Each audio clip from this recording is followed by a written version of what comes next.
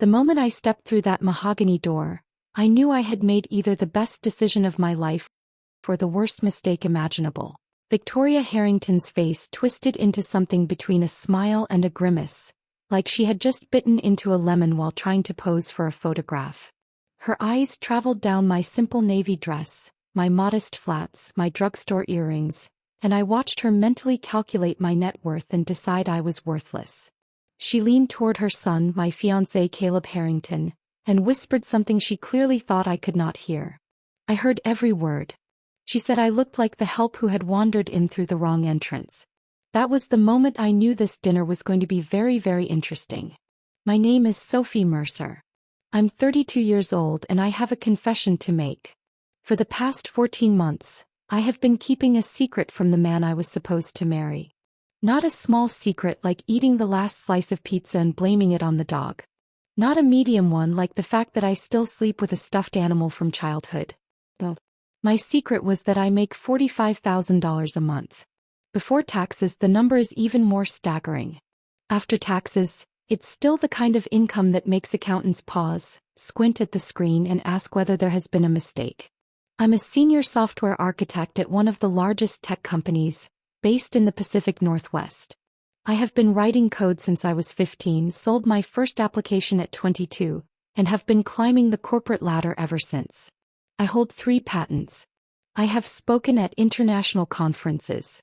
I have stock options that would make most people's eyes water. And Caleb believed I was an administrative assistant who could barely afford her rent. I never actually lied to him. When we met at a cafe 14 months ago, he asked what I did for a living. I said I worked in tech. He nodded as if he understood, then asked whether I handled scheduling for executives. I smiled and said something vague about supporting the team. He filled in the blanks himself and I never corrected him. Why would I do that? Why would I let the man I was dating, the man I was falling in love with, believe I was struggling financially when I could have bought his car 10 times over? Because I learned something long ago from the most important person in my life. My grandmother, Martha Mercer, raised me after my parents passed away when I was 7. She lived in a modest house in a quiet neighborhood, drove an older car, shopped at regular grocery stores and never wore anything flashy. She taught me to cook simple meals, to appreciate small pleasures, and never to measure my worth by the number in my bank account. What I did not know until she passed when I was 24 was that my grandmother was worth $12 million. She had built a small business empire in her youth, invested wisely, and chosen to live simply because she believed character mattered more than appearances. She left me everything along with a letter I still keep in my nightstand. In that letter she wrote something I have never forgotten. She said a person's true character only reveals itself when they believe no one important is watching. When they think you have nothing to offer them. When they believe you are beneath their notice. That is when you see who they really are. So when Caleb invited me to dinner at his parents' estate, when he hinted that this might be the night things became serious, when he mentioned that his mother was very particular about first impressions, I made a decision. I would give the Harrington family the test my grandmother had taught me. I would show up exactly as they expected. Simple, unassuming, easy to dismiss. I would wear modest clothes, drive my old car and speak humbly about my circumstances. And I would watch how they treated someone they believed could not help them. Someone they believed had nothing to offer. Before you judge me, before you decide I was being manipulative or deceptive, let me ask you something. Have you ever wondered what your partner's family really thinks of you? Have you ever felt that the smiles were forced and the compliments hollow? Have you ever wanted to know the truth even if it might hurt? I did. Because I was not just considering marrying Caleb. I was considering marrying into his family. And families, as my grandmother also taught me, are forever. Before we continue, please tell us where you're watching from. It helps us understand how far our stories reach. Harrington Manor was exactly what I expected and still somehow managed to overwhelm me with its excess. The driveway alone was longer than some streets I had lived on. The gates were wrought iron with gold accents, as if plain iron were not pretentious enough. The lawn was manicured with such precision it looked as though someone measured each blade of grass with a ruler. As I drove my 12-year-old Honda CR-V up the pristine driveway, I caught my reflection in the rearview mirror. Simple makeup. hair pulled back into a low ponytail. My grandmother's small gold studs in my ears, the only jewelry I wore. I looked exactly like someone who did not belong there. Perfect. Caleb met me at the door with a kiss that felt slightly performative, as though it were meant for an audience. His eyes flicked to my dress, my shoes, my lack of accessories, and for the first time, I noticed something in his expression. Embarrassment. I stored that observation away for later. Inside, the house was a monument to new money desperately trying to look like old money. Crystal chandeliers hung from every ceiling. Oil paintings in gilded frames lined the walls, though I noticed they were prints, not originals. The furniture was expensive but visibly uncomfortable, chosen for appearance rather than use. And there, standing in the foyer like a queen surveying her kingdom, was Victoria Harrington. She was in her early 60s, with a face that had clearly been entrusted to several excellent surgeons. Her blonde hair was styled into a flawless helmet that likely required industrial-strength hairspray. Her dress was designer, her jewelry was real, and her smile was entirely, unmistakably fake. She extended her hand to me as though granting an audience. I shook it and felt the limpness, the dismissal, the complete absence of warmth. Then she made that comment to Caleb, the one about me looking like the help. I smiled and pretended I had not heard a thing. The evening was about to become very interesting indeed. Had I known what I was walking into that night, I might have worn armor instead of a navy dress. Then again, I have always believed the best armor is information. And I had done my research. The Harrington Automotive Group owned a chain of car dealerships across 3 states. Not flashy luxury brands, but respectable mid-range vehicles marketed to ordinary families. Edward Harrington, Caleb's father, had inherited the business from his own father and spent the last 30 years expanding it. Victoria married into the family at 23 and immediately began climbing the social ladder with the determination of a woman who knew exactly what she wanted. They had 2 children. Caleb, 34, worked as a marketing manager at a company completely unrelated to the family business, a fact that reportedly irritated Edward, who had expected his son to take over the dealerships. And then there was Morgan Harrington, the older sister, 38, who treated the family fortune like her personal piggy bank. I found all of this through public records, social media, and a few carefully targeted searches. I had seen photos of lavish parties, society events, and charity galas. I had read articles praising Victoria's philanthropy, though a closer look revealed that most of her donations came with generous tax advantages and equally generous publicity. None of this had prepared me for meeting Morgan Harrington in person. She arrived 20 minutes late, which I would later learn was her signature move. Making an entrance mattered far more to her than respecting anyone else's time. She swept into the living room wearing a dress that cost more than most people's monthly rent, diamonds dripping from her ears and neck as if she had fallen into a jewelry store and emerged covered in merchandise. Her greeting to me consisted of a single word, delivered with the warmth of a frozen fish. Hello. Not hello, nice to meet you. Not hello, Caleb has told us so much about you. Just hello, accompanied by a slight curl of the lip that suggested she had smelled something unpleasant. I smiled and returned the greeting.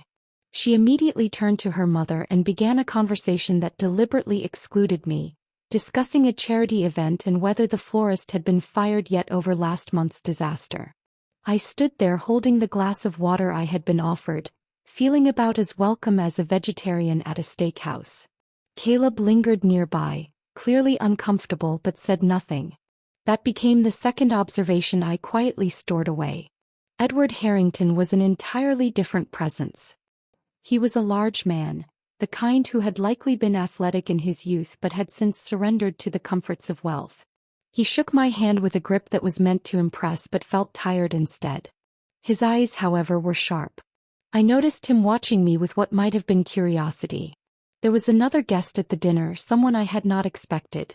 An older gentleman named Silas Thorne, introduced as an old family friend and business partner. He was in his late 60s with silver hair and keen eyes that seemed to miss nothing. When he shook my hand, his gaze lingered on my face with a flicker of recognition that unsettled me. Did I know him? Had we met before? I could not place him, and he said nothing, but throughout the evening I kept catching him looking at me with the same puzzled expression. Victoria Harrington led us into the dining room, which looked as though someone had been given an unlimited budget and absolutely no taste. The table was long enough to host a royal banquet. The chairs were upholstered in what I assumed was real silk, and each place setting featured more forks than I had ever seen outside of a restaurant supply catalog. I counted them. 6 forks at each setting. 6 for a single meal. I had seen surgical procedures performed with fewer instruments. Victoria noticed me looking at the silverware and smiled, that familiar frozen smile. She said she supposed I was not accustomed to formal dining, her voice coated in false sympathy. I replied that my grandmother had always taught me it was not the forks that mattered, but the people you shared the meal with. Victoria's smile tightened just barely. Morgan snorted softly into her wine glass and dinner began. The first course was some kind of soup I could not identify, but it almost certainly cost more per bowl than my weekly grocery budget. Victoria used that moment to begin what I would later recognize as an interrogation. He asked where I had grown up. I said a small town in Oregon, which was true. He asked about my family. I said my grandmother had raised me, which was also true. He asked what my parents did. I said they had passed away when I was young. Victoria made a sound that was meant to be sympathetic but came out more like a clogged drain clearing. She remarked on how difficult it must have been to grow up without proper guidance. I said my grandmother had given me all the guidance I ever needed. Morgan leaned forward, her diamonds catching the light from the chandelier. She asked what my grandmother had done for a living. I said she had been a businesswoman. Morgan's eyebrows lifted slightly. She asked what kind of business. I said small ventures. Nothing particularly exciting. The truth, of course, was that my grandmother had built a company she eventually sold for $12 million. But that was not the kind of truth that served my purpose that night. Victoria moved on. She asked about my current job. I said I worked in tech. She asked whether I was a secretary. I said I was more of a support role. Victoria nodded with quiet satisfaction, as if this confirmed every assumption she had already made. He commented that it was nice that every team needed support staff. Caleb shifted uncomfortably in his chair but still did not speak. That was when Morgan decided to introduce Juliana Moretti into the conversation. The name landed on the table like a stone dropped into still water, sending ripples in every direction. Morgan said it casually as if she were commenting on the weather or the soup. She mentioned that she had run into Juliana the week before, that she was doing wonderfully, that her family's business was thriving. I watched Caleb's face closely. Something flickered there, gone almost instantly. Guilt. Nervousness. I could not quite name it before it disappeared. Victoria seized the moment. She said Juliana had always been such a lovely girl, so accomplished, so perfectly suited to their family's lifestyle. She mentioned that Juliana and Caleb had dated for 3 years. Did I know that? I said I did not. Victoria smiled and said it was such a shame when they had gone their separate ways. Everyone had expected them to end up together. She added that Juliana's family owned an import company specializing in luxury vehicles, which would have been such a perfect match for their own business interests. The message was unmistakable. Juliana had been the right choice. I was not. I glanced around the dining room and noticed for the first time the photographs on the wall behind me. I turned slightly in my chair and saw a gallery of family moments, holidays, birthdays, graduations. And in at least 4 of those pictures, a beautiful dark-haired woman stood beside Caleb, her arm linked through his, her smile radiant. Juliana. Victoria followed my gaze and said nothing, but her satisfaction was almost tangible. Morgan pressed further. She remarked that Juliana was still single. Strange, really, that no one had claimed her yet, almost as if she were waiting for something or someone. I turned back to the table and smiled. I said she sounded like a remarkable woman. This was clearly not the reaction Morgan had expected. She blinked, momentarily off balance. Victoria recovered quickly. He agreed yes, Juliana was remarkable. Then, with all the subtlety of a sledgehammer, she added that she hoped I would not feel too out of place in their world, given my more modest background. I asked what she meant by modest. Victoria's smile sharpened. She said she understood that not everyone was born into certain advantages. That some people had to work ordinary jobs and live ordinary lives. That there was no shame in being common. Something shifted inside me, but I kept my expression carefully neutral. I had come to learn the truth about these people, and the truth was revealing itself with remarkable clarity. Caleb finally spoke. He said his mother did not mean anything by it, that she was simply being protective of him. Victoria patted his hand and said of course she was. A mother always wanted the best for her son. The unspoken conclusion lingered in the air like smoke. Edward cleared his throat and attempted to change the subject. He asked about my hobbies, whether I had interests outside of work. I said I enjoyed reading, hiking, and cooking simple meals. Nothing elaborate. Morgan laughed and said it was adorable, like a child listing favorite pastimes. Silas Thorne spoke for the first time since we had sat down. He said there was something to be said for simple pleasures, that his own grandmother had lived a modest life and been the happiest person he had ever known. Victoria shot him a look sharp enough to curdle milk. Silas ignored it and continued watching me with that same searching, thoughtful expression. He asked what my grandmother's name had been. I said, Martha Mercer. Silas Thorne's eyebrows lifted slightly. He did not comment, did not ask a follow-up question. He simply nodded, thoughtful, and returned his attention to his soup. The rest of dinner unfolded in much the same way. Victoria and Morgan took turns asking questions that were carefully designed to remind me of my place, which in their minds was somewhere far beneath theirs. Caleb made occasional weak attempts to defend me, but his heart was clearly not in it. Edward stayed mostly silent, observing everything with the tired resignation of a man who had learned long ago that arguing with his wife was futile. And through it all, Silas watched me. By the time dessert was served, I had learned everything I needed to know about the Harrington family. They were snobs of the highest order, the kind of people who measured human worth in dollars and social connections. They saw me as an obstacle to be removed, a problem to be solved, a mistake Caleb had made and now needed to correct. But I had also learned something else, something I had not expected. Caleb was not the man I thought he was. The Caleb I had fallen in love with was kind, attentive, genuinely interested in me as a person. But this Caleb, the one sitting at his mother's table, silently allowing her to tear me apart without offering any real resistance, was someone else entirely. Someone weaker. Someone who cared more about his family's approval than about defending the woman he claimed to love.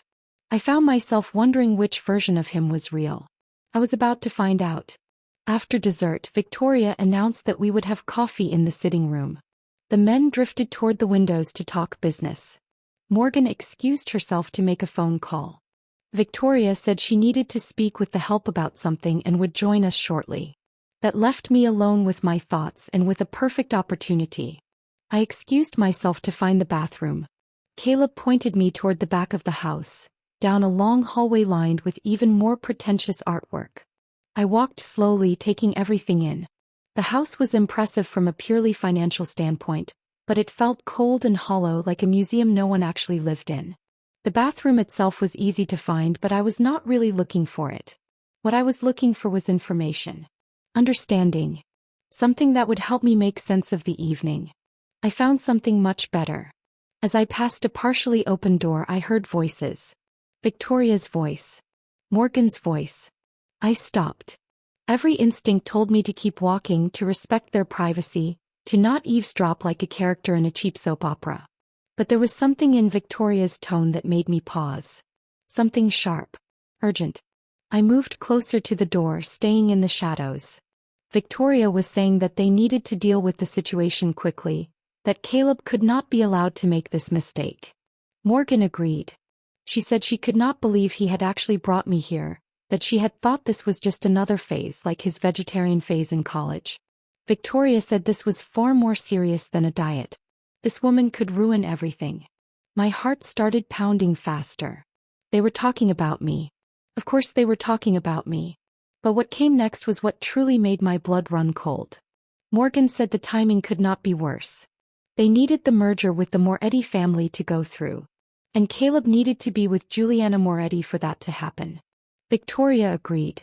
She said the dealership was in trouble, that they needed the Moretti Imports partnership to survive the next fiscal year. I felt the floor shift beneath me. The Harrington Automotive Group was in financial trouble. I had suspected as much based on my research, but hearing it confirmed changed everything. Morgan continued. She said Caleb was supposed to keep Juliana interested while they worked out the details. That had always been the plan. Juliana's family would invest in the dealerships, and in return they would receive access to the Harrington distribution network. Victoria added that Caleb had assured her he was keeping his options open with Juliana. Keeping his options open. While he was proposing to me. I leaned against the wall, my thoughts racing. This was not just snobbery. This was not simply a family that disliked their son's girlfriend. This was calculated. Caleb was not just a weak man who could not stand up to his mother. Caleb was using me. But for what? Why keep me around if Juliana had always been the plan? Morgan answered my unspoken question. She said Caleb was an idiot. He had actually started to like this little secretary, this nobody. He was supposed to use her as a placeholder until the deal with Juliana was finalized, but he was getting attached. A placeholder. That was what I was. A placeholder. A distraction. Someone to keep Caleb occupied while the family finalized their business arrangements. Victoria said they would take care of it. They would announce the engagement that night, get Caleb publicly committed, and then find a way to break us up before the wedding. Once Juliana was secured, they would conveniently discover some terrible secret about me that would justify ending the engagement. Morgan asked what kind of terrible secret. Victoria said they would invent one if necessary. I stood there in that hallway, frozen, listening to two women plan the destruction of my relationship as casually as if they were organizing a dinner party. Then Morgan said something that made everything worse. She said at least the girl was too stupid to suspect anything. Caleb had chosen well in that regard. Naive. Trusting. Probably grateful that someone like Caleb had noticed her at all. Victoria laughed and agreed. I stepped away from the door and moved silently down the hallway. My hands were shaking, but not with hurt. With anger. They thought I was stupid. They thought I was naive. They believed I was so desperate for love that I would accept whatever scraps they decided to throw my way. They had no idea who they were dealing with. I found the bathroom, splashed cold water on my face and looked at myself in the mirror. The woman staring back at me was not broken. She was not devastated. She was thinking. I had come here tonight to test Caleb's family, and they had failed spectacularly. But the test had revealed something else. Caleb himself was part of the problem. He was not caught between me and his family. He was actively deceiving me. Now the question was what to do about it. I could confront him.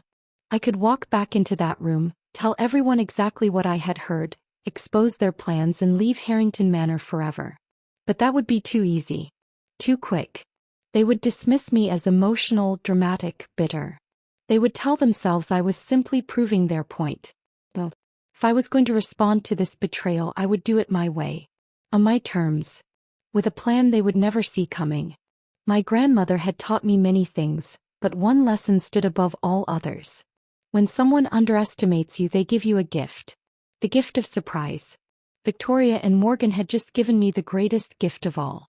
They had no idea what I was capable of. I fixed my makeup, smoothed my hair and walked back to the sitting room with a smile on my face. The game was just beginning. When I returned to the sitting room, something had changed. The furniture had been subtly rearranged. The lighting adjusted. Victoria stood by the fireplace, barely concealing her anticipation. Edward had positioned himself near the doorway, looking uneasy. Morgan pretended to study a painting, but I caught her glancing at Caleb with a smirk. And Caleb stood in the center of the room, visibly nervous. Too nervous. He turned when I entered, his face breaking into what was supposed to be a loving smile. He walked toward me, took my hands in his and said he wanted to ask me something. I felt the trap closing around me. Caleb said that he knew we had not been together very long, that his family could be overwhelming at first, but he said he knew what he wanted. He said he wanted me and then he dropped to one knee. The ring he pulled from his pocket was large and flashy, exactly the kind of thing Victoria Harrington would approve of.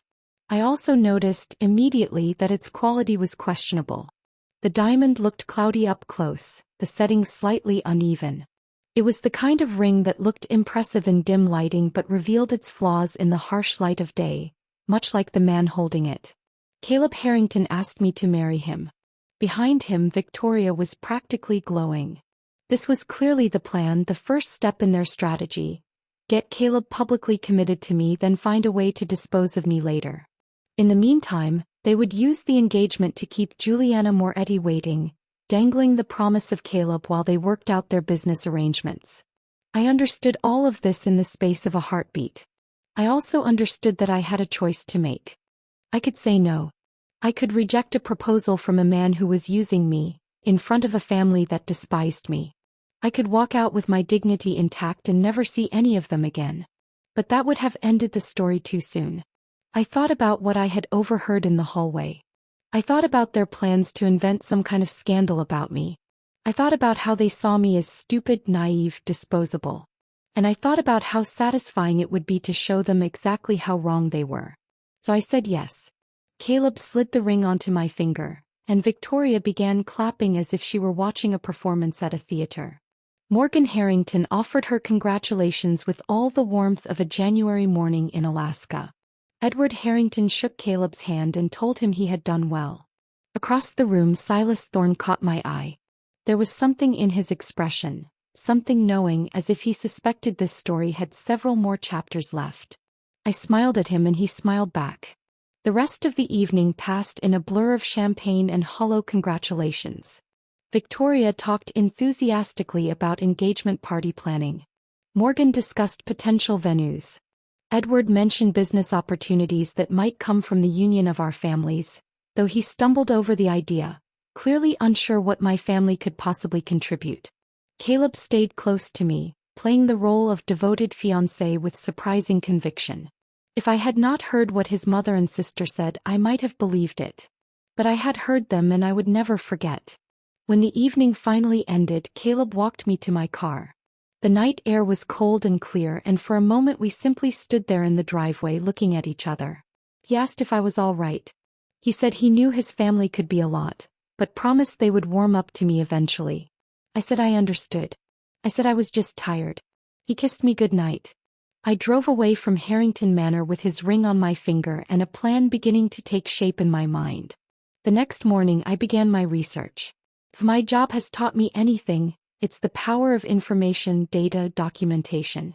I spend my days analyzing systems, identifying weaknesses, optimizing solutions.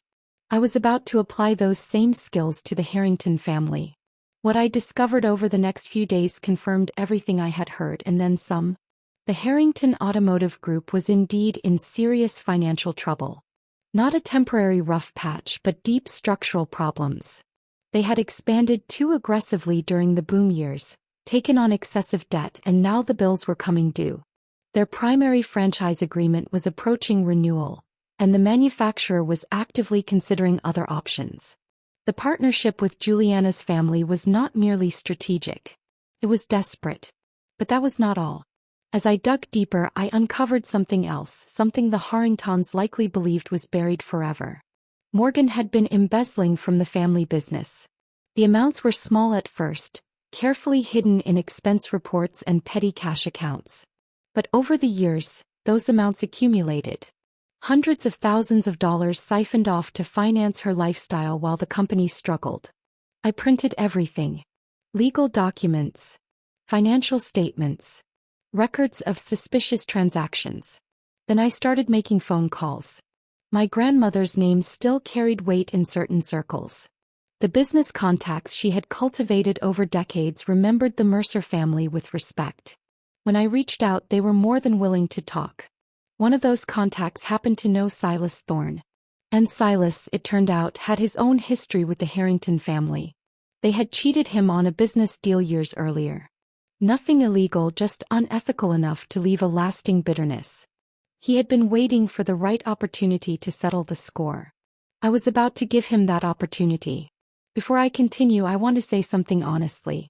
This channel means more to me than you know. Every like, every comment, every subscription truly makes a difference. If you are enjoying this story, please take just 2 seconds to hit the subscribe button. Thank you. Now back to what happened next. The following weeks became an exercise in patience and performance.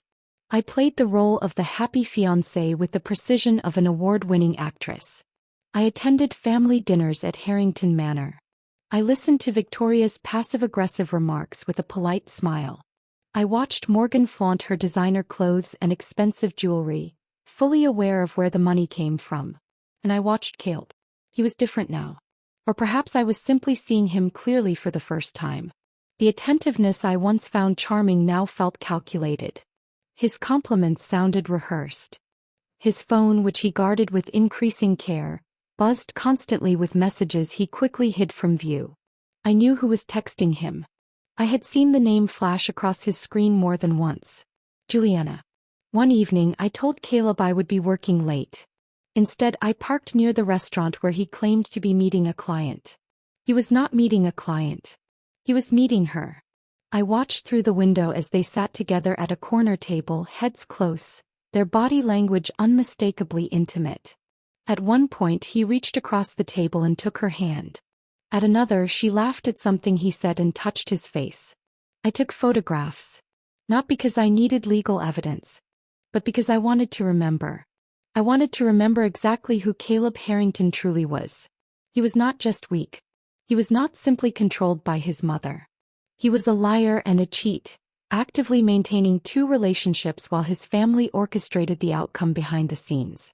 The rage I felt was white-hot and clarifying, but I didn't act on it. Not yet. Instead, I went home and added the photographs to my growing file. Silas and I began meeting regularly, always in secret. He had his own documentation of the Harringtons' questionable business practices. He knew people who had been hurt by their dealings over the years. He was more than willing to help bring them down. But he asked me why. He said he understood his own motivations, but he wanted to know mine. Was this about revenge or was it something more? I thought about his question for a long time before answering. I told him it was not about revenge. It was about truth. I said the Harringtons had spent their lives using money and position to manipulate people. They treated anyone they considered beneath them as disposable. They were raising Caleb to be exactly the same. And they would keep doing it to others long after I was gone. Someone needed to show them that money could not protect them from consequences. Silas nodded slowly and said my grandmother would be proud. That was the moment I knew I had made the right choice. The engagement party was scheduled for 3 weeks later. The Harringtons were hosting it at Harrington Manor, inviting everyone who mattered in the business community. Victoria Harrington treated it like a coronation, a chance to present her flawless family to the world. She had no idea what was coming. I spent those 3 weeks preparing. I coordinated closely with Silas Thorne. I made carefully timed calls to industry contacts. I even reached out directly to the car manufacturer that was considering dropping the Harrington Automotive Group. They were very interested in what I had to share. And the night before the party I did one last thing. I gave Caleb Harrington one final chance to be honest. We were sitting in his apartment reviewing last-minute details for the party. I asked him casually how he felt about us, about our future. He said he was excited. He said he could not wait to marry me. I asked whether there was anything he wanted to tell me, anything at all. He looked at me with those blue eyes I had once found so charming. He said there was nothing. He said I was everything he had ever wanted. I asked about Juliana Moretti. His face went pale. He recovered quickly, but I had already seen the flash of fear in his eyes. He said Juliana was just an old friend, nothing more. I nodded and said I understood. And in that moment I truly did. I understood that Caleb would never tell me the truth. He would lie to my face for as long as it served him. He was his mother's son in every way that mattered. The next evening I put on a dress from my Real closet. Not the modest navy one I had worn to that first dinner. This one was designer, elegant, worth more than everything Victoria was wearing combined. I looked at myself in the mirror and smiled. It was time to show the Harrington family exactly who they had underestimated. Harrington Manor had been transformed for the engagement party. White tents dotted the manicured lawn. Crystal chandeliers hung from temporary structures, scattering prismatic light across the gathering crowd. A string quartet played refined classical music near the fountain. Servers in crisp uniforms circulated with champagne and hors d'oeuvres that likely cost more per bite than some people earned in an hour. Victoria had outdone herself. This was not just a party. It was a statement. I arrived in my usual Honda CR-V, watching the valet struggle to reconcile my modest car with the procession of Mercedes and BMWs ahead of me. One of them even asked whether I was with the catering company. I smiled and handed him my keys. The walk from the parking area to the main tent felt like a runway. With every step, I shed the persona I had worn for the past 3 weeks. The nervous girlfriend, the grateful fiancé, the simple woman who should feel honored by Victoria Harrington's reluctant approval. Tonight I was Sophie Mercer. My dress was a deep emerald green, custom-fitted by a designer whose name was spoken with reverence in fashion circles. My jewelry was understated but unmistakable to anyone who understood quality. My grandmother's diamond pendant rested at my throat, a piece that had been appraised at more than most cars cost. My watch was a limited edition owned by only 50 people in the world. I had spent the past 14 months hiding who I was. Tonight I stopped hiding. The first person to notice me was a woman I didn't recognize, someone's wife or girlfriend standing near the entrance. She looked at me, did a double take and whispered something to her companion. They both stared. I kept walking. The second person to notice was Edward Harrington. He was greeting guests near the bar, performing his role as host with the weary enthusiasm of a man who would rather be watching golf. When he saw me, his welcoming smile froze. His eyes moved from my face to my dress to my jewelry and back again, confusion slowly replacing habit. I wished him good evening and thanked him for hosting such a beautiful event. He stammered something about being glad I could attend, his gaze still trying to solve the puzzle I represented. I moved on before he could ask questions. The main tent held roughly 100 guests, a carefully curated mix of business associates, social figures and family friends. I recognized several faces from my research. A regional manager from the manufacturer, competing dealership owners, a journalist from a local business publication. And there, presiding over it all near the champagne fountain, stood Victoria Harrington. She wore a cream-colored gown that likely cost a small fortune, though it was clearly off the rack despite her efforts to suggest otherwise. Her jewelry was impressive by ordinary standards, but unremarkable by the standards of real wealth. She was laughing at something a guest had said, her head tilted back in that rehearsed way that suggested she had learned to fake delight long ago. She had not seen me yet. I took a glass of champagne from a passing server and moved through the crowd, stopping to introduce myself to several guests. Each interaction followed the same pattern. Confusion at my appearance, surprise when I mentioned I was Caleb's fiancé, followed by renewed confusion when my presence didn't align with whatever version of me they had been told about. The whispers began. Side glances followed. Phones were discreetly checked as people tried to figure out who I really was. Good. I reached Victoria's circle just as she finished describing her latest charity project. She turned with her usual frozen smile to greet the newcomer. And then her face changed. Confusion. Recognition. Disbelief. And finally something that looked very much like fear. He said my name like a question. I smiled and said, "Good evening, Victoria," and thanked her for hosting such a lovely party. Her eyes moved quickly, taking in every detail. The dress that cost more than her monthly household budget, the pendant she had once seen featured in a jewelry magazine, the watch she had likely only encountered in glossy advertisements. She asked where I had gotten such things, her voice tightly controlled, the tremor beneath it impossible to hide. I told her they were simply pieces I had been saving for a special occasion. Morgan Harrington appeared at her side, summoned by some unspoken alarm. She looked at me, her expression mirroring her mother's path exactly. Confusion, recognition, disbelief. But Morgan recovered faster. She commented that the dress was interesting, her voice coated in artificial sweetness, and asked whether it was a rental. I told her the designer's name. I explained that he was a friend who had created it specifically for me. The name landed like a physical blow. This was a designer who dressed celebrities, who maintained a waiting list years long, who didn't make gowns for administrative assistants who struggled to pay rent. Morgan opened her mouth to reply, but no words came out. I excused myself to find Caleb.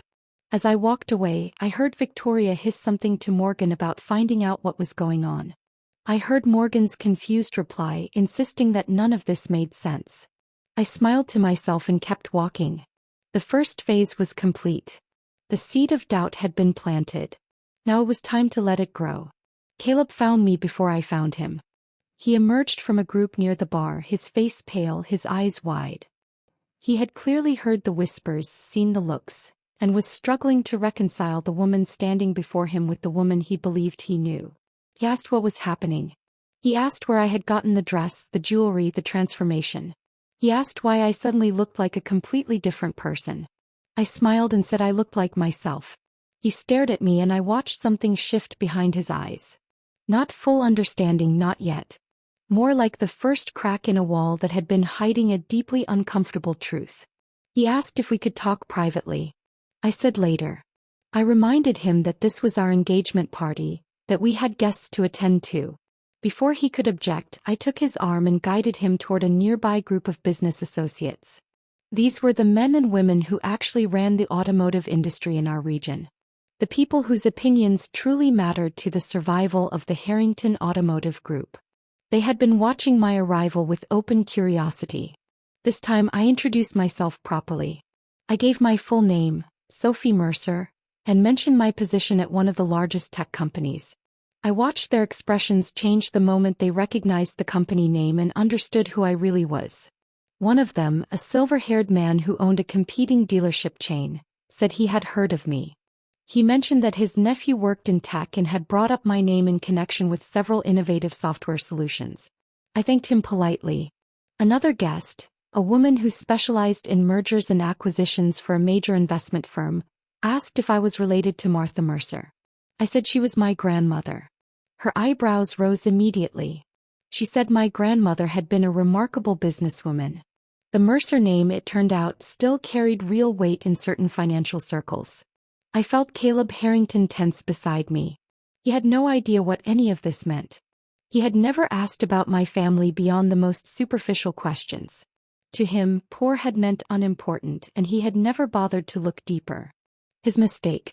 As the evening continued, the truth spread with every conversation. People whispered. Phones came out. Details were quietly verified. The narrative was shifting beneath the Harringtons' feet, and they had no idea how to stop it. About an hour into the party, Silas Thorne arrived. He found me near the rose garden while Caleb had been pulled away by his father for what looked like an urgent discussion. Silas told me the manufacturer's representative was already there. He said the man had been very interested in the documentation Silas had shared earlier in the week. I asked if he was ready. He said he had been ready for years. We spoke for a few more minutes, quietly finalizing what would happen next. Then Silas disappeared back into the crowd and I returned to my role as the smiling fiancé. Victoria Harrington found me shortly after. She had regained some of her composure, but the tension around her eyes was unmistakable. She pulled me aside, gripping my arm more tightly than necessary, and demanded to know what I thought I was doing. I asked her what she meant. She said I knew exactly what she meant. The dress. The jewelry. The stories I was telling people about my grandmother and my career.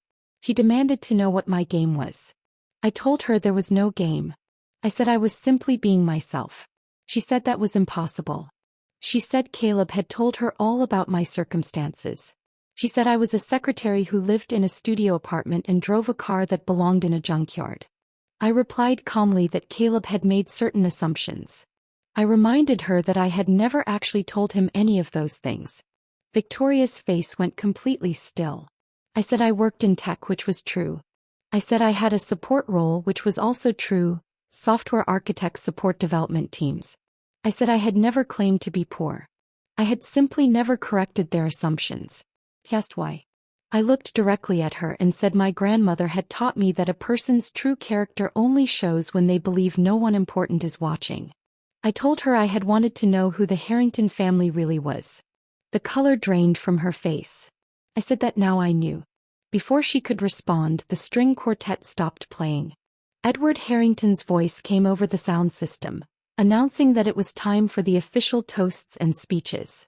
Victoria looked at me with something that might have been fear. I smiled and walked toward the stage. The main event was about to begin.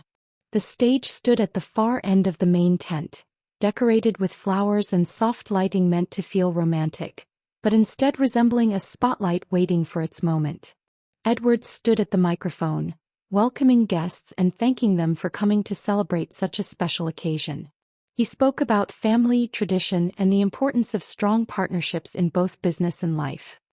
His eyes kept darting toward Victoria, who was making her way through the crowd with the focus of a general approaching a battlefield. She reached the microphone just as Edward finished speaking. She took over smoothly, her composure fully restored, her smile frozen and flawless. She announced that delighted to welcome everyone to the celebration of her son's engagement. She spoke about how Caleb had found a wonderful young woman, someone who would be a perfect addition to the Harrington family. She spoke about exciting plans for the future, plans that would ensure the Harrington legacy continued for generations. Then she shifted toward business. She spoke about growth, about expansion, about new partnerships and strategic alliances, about the Harrington Automotive Group entering an exciting new chapter. I watched the manufacturer's representative shift uncomfortably. I saw Silas catch his eye and give a subtle nod. Victoria was building toward something. She was using this engagement party as a platform for a business announcement, almost certainly tied to the Moretti deal that was meant to save their company. She called Caleb up to the stage. He climbed the steps, visibly nervous despite his practiced smile. He stood beside his mother and scanned the crowd until he found me. His expression was complicated. Then Victoria said there was one more person who belonged on the stage. She said she wanted to welcome her future daughter-in-law, the woman who had captured her son's heart. He said my name. The crowd turned toward me. I set my champagne glass down and walked forward.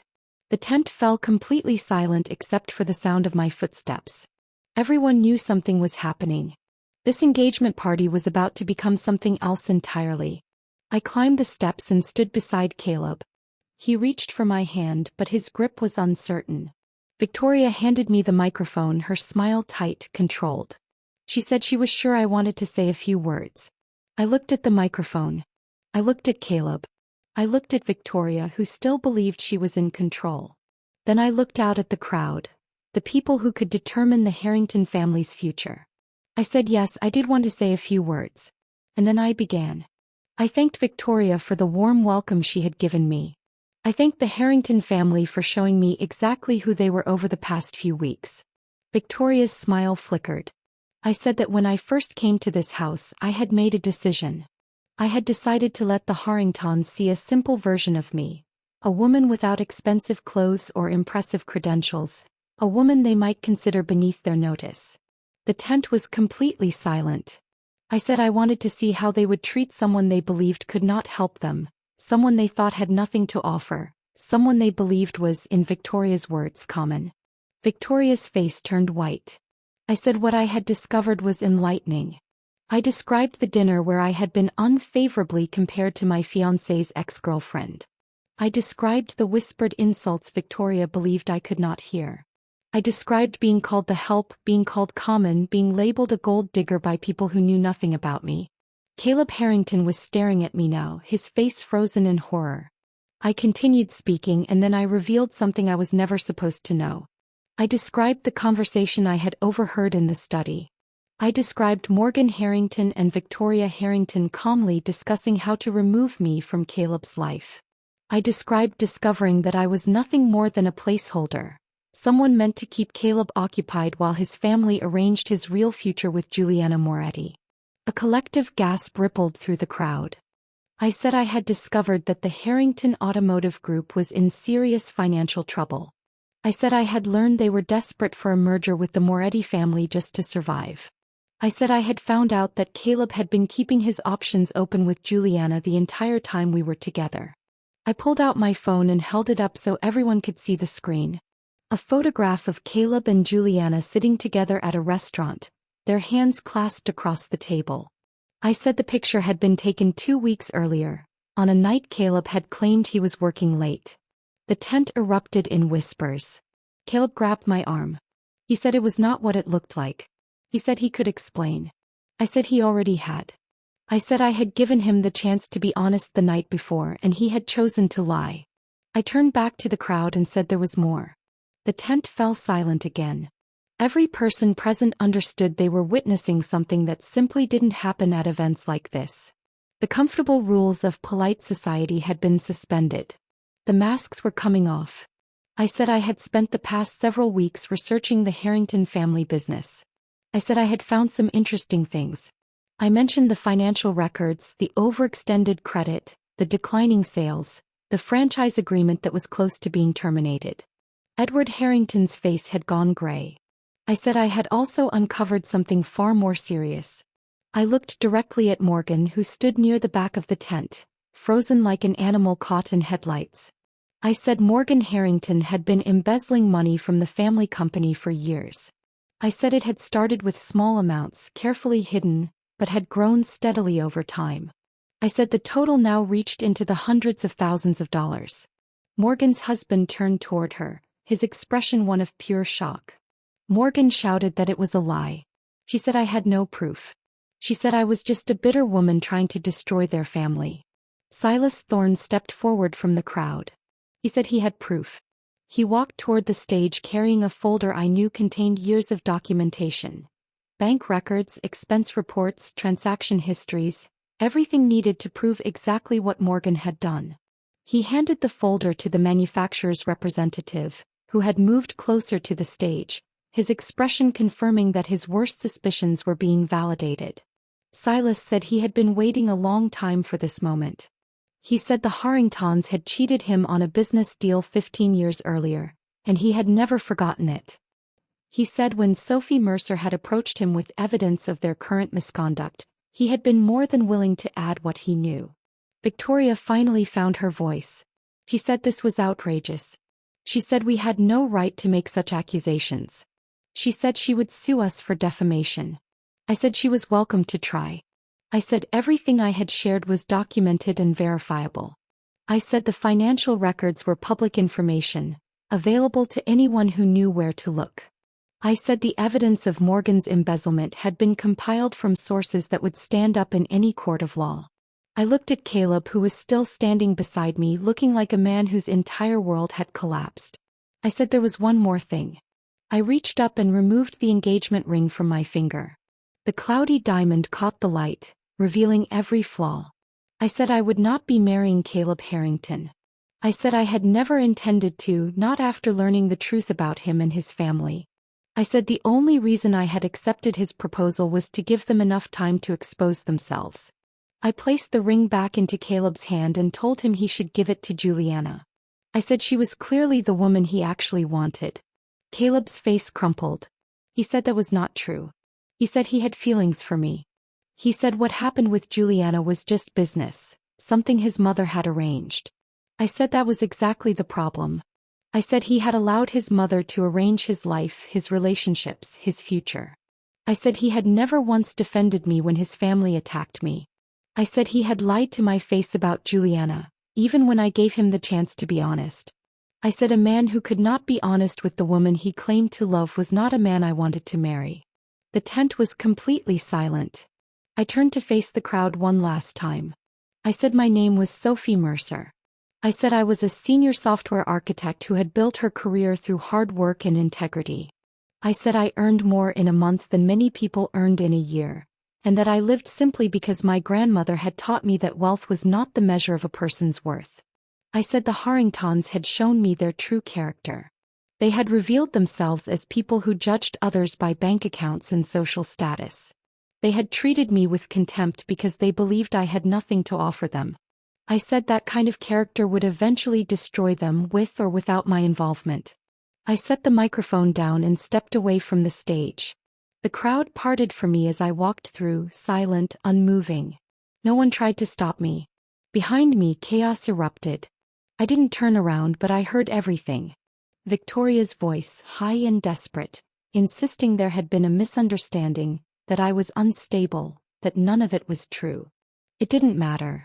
I heard the manufacturer's representative speaking into his phone, clipped and professional. I heard guests murmuring, some already heading for the exits, eager to distance themselves from the collapse unfolding before them. I reached the edge of the tent and paused. I saw Morgan cornering her husband near the bar, pleading, explaining. His face was stone. He looked at her as if the woman he had married had been replaced by a stranger. Edward sat slumped in a chair, his head in his hands, the patriarch of the Harrington Empire finally exposed. Caleb stood alone on the stage, the rejected ring still clutched in his hand. Anger, grief, regret flickered across his face. It no longer mattered. I walked out into the cool night air. The stars above were bright, indifferent to the human wreckage beneath them. I took a deep breath. The air felt cleaner, lighter. Silas found me by the fountain a few minutes later. He said it was done. He said the manufacturer had already made the decision. The Harrington Automotive Group would lose its franchise agreement by the end of the month. I asked if he felt satisfied. He said satisfaction was not the right word. He said it felt more like relief, like settling a debt long overdue. I understood. He asked what I would do next. I said I would go home. I said I would sleep well for the first time in weeks. I said I would wake up the next morning and continue building the life I had created for myself. A life that had nothing to do with Caleb Harrington or his family. Silas nodded and said my grandmother would have been proud of me. Tears stung my eyes, unexpected and unwelcome. I said I hoped so. He handed me a business card and said if I ever needed anything I should call. He said he owed me one. I tucked the card into my purse, thanked him, collected my Honda CR-V from a deeply confused valet, and drove away from Harrington Manor for the last time. In the rearview mirror, I watched guests spill out of the tent as the party dissolved into chaos. I could see Victoria Harrington gesturing wildly in the distance, still trying to control a narrative that had completely slipped out of her hands. I turned my attention back to the road and didn't look again. The drive home was quiet. I didn't turn on the radio. I didn't call anyone. I simply drove through the night, letting the miles put distance between me and everything that had happened. When I finally reached my modest apartment, I stayed in the car for a long moment before going inside. I thought about Caleb Harrington, about the man I believed he was and the man he had turned out to be. I thought about how close I had come to marrying him, to tying my life to his, to becoming part of a family that would have treated me with contempt forever. I thought about my grandmother and the lesson she had taught me about character and worth. And I thought about the future. My future. The one I would build on my own terms with people who valued me for who I was rather than for what I could give them. I stepped out of the car and went inside. My apartment was small and simple, exactly the way I liked it. I made myself a cup of tea, changed out of my designer dress, and sat by the window in my old, comfortable robe. The city lights shimmered below. Thousands of lives unfolding in thousands of windows. I was just one of them. Nothing special. Nothing extraordinary.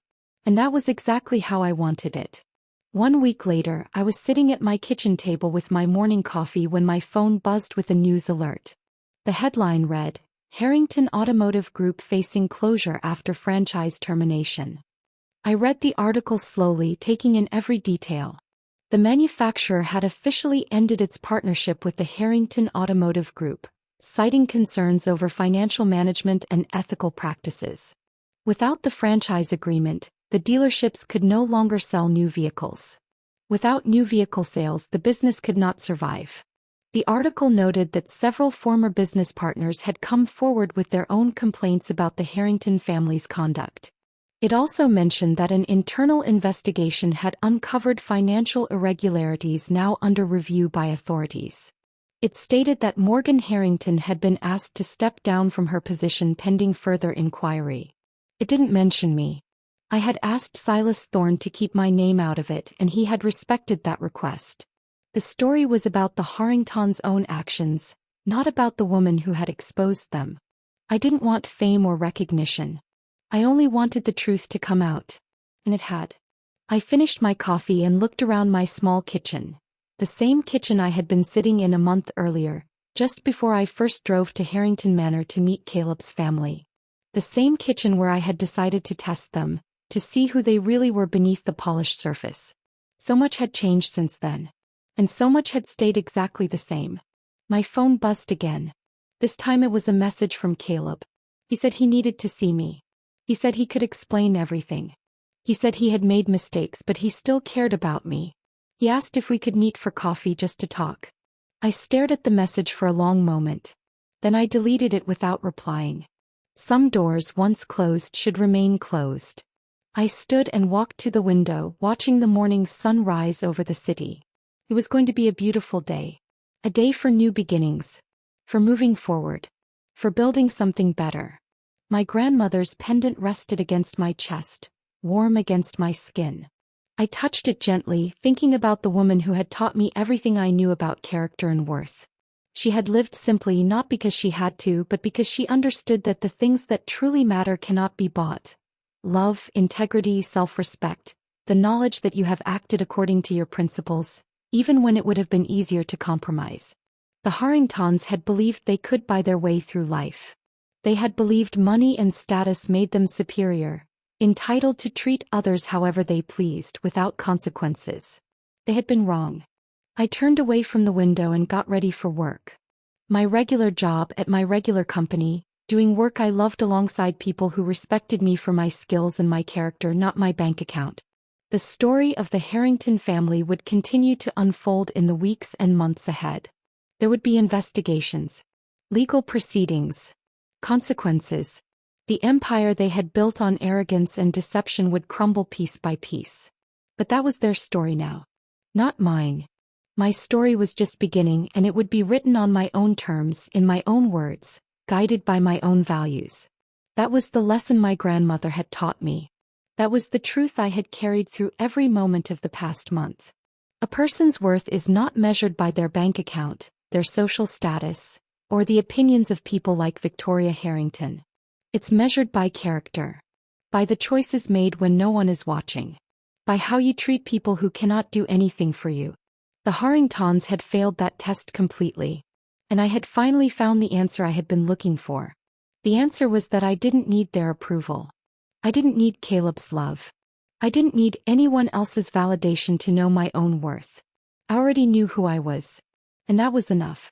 Subscribe to the channel and turn on notifications so you don't miss new stories about how ordinary people do extraordinary things.